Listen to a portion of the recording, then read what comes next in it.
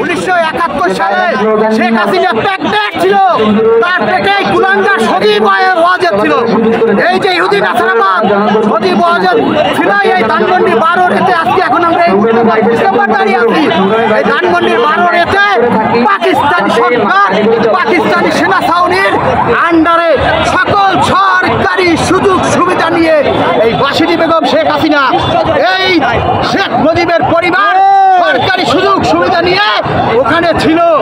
এমনকি যেদিন 1971 সালে এই কুলাঙ্গার সজীব ওয়াজেদ জয় পৃথিবীতে ভূমিষ্ঠ হয়েছে, সেদিন পাকিস্তানি হানাদার বাহিনীর গাড়িতে শেখ হাসিনাকে ঢাকা মেডিকেলে নিয়ে ওখানে সিজারের মাধ্যমে সজীব ওয়াজেদ জয় পৃথিবীতে ভূমিষ্ঠ হয়েছে।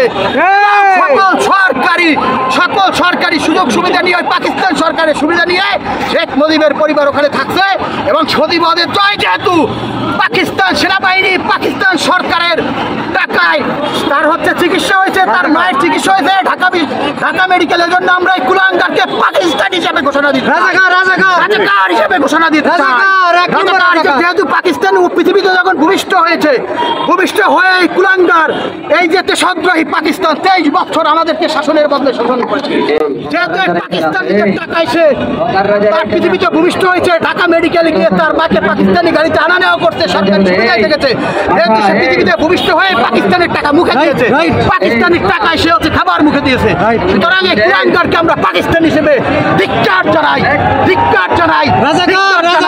এবং প্রিয় দেশবাসী, আজকে আপনাদের এই যে নতুন যে আমি নিউজটি দিলাম, নতুন যে খবরটি দিলাম, এটা 100% সত্য। আপনারা 100% সত্য। আপনারা 71-এর বিভিন্ন বই আছে, বিভিন্ন আন্তর্জাতিক মানের রিসার্চ আছে, আপনারা উক্ত রিসার্চ আপনারাও রিসার্চ করবেন।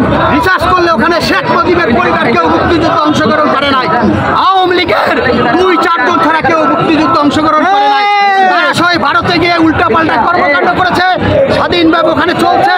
এবং ওখানে বিশেষ একটা জায়গা আছে, যে জায়গাটা আজকে লক্ষ কোটি ছাত্র জনতার মাঝে আমি বলতে চাই না, ওই জায়গায় তারা রাত্রে ফুর্তি করেছে।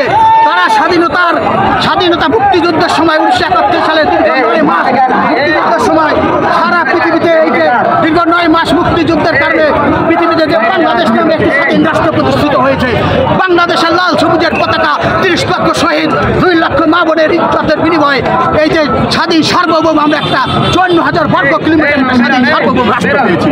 সুতরাং ওই মুক্তিযুদ্ধে আওয়ামী দোসররা, আওয়ামী গুন্ডারা, আওয়ামী প্যান্ডারা এরা অংশগ্রহণ করে নাই 2-4 জন ছাড়া।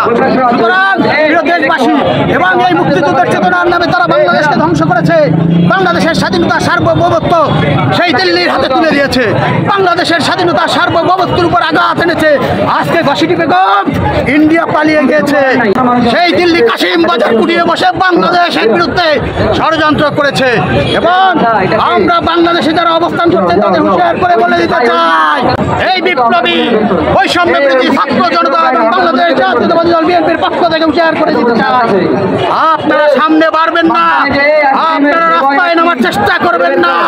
যদি রাস্তায় নামে আমরা লক্ষ কোটি ছাত্র জনতা আপনাদেরকে প্রতিহত করে আমরা আইন শৃঙ্খলা বাহিনীর হাতে সমর্থ করব।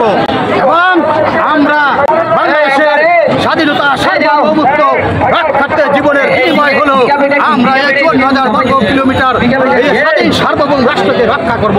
সর্বশেষ বাংলাদেশের স্বাধীনতা সার্বভৌমত্ব এবং অখণ্ডতার প্রতীক বাংলাদেশ সেনাবাহিনীর মেজর জেনারেল ওয়াকারুজ্জামান স্যার, যাকে আমরা ইতিমধ্যেই ছাত্র জনতা সহ বাংলাদেশ জাতীয়তাবাদী জাতীয়তাবাদী দল বিএনপি তাকে খালিদ বিন ওয়ালিদ ঘোষণা দিয়েছি।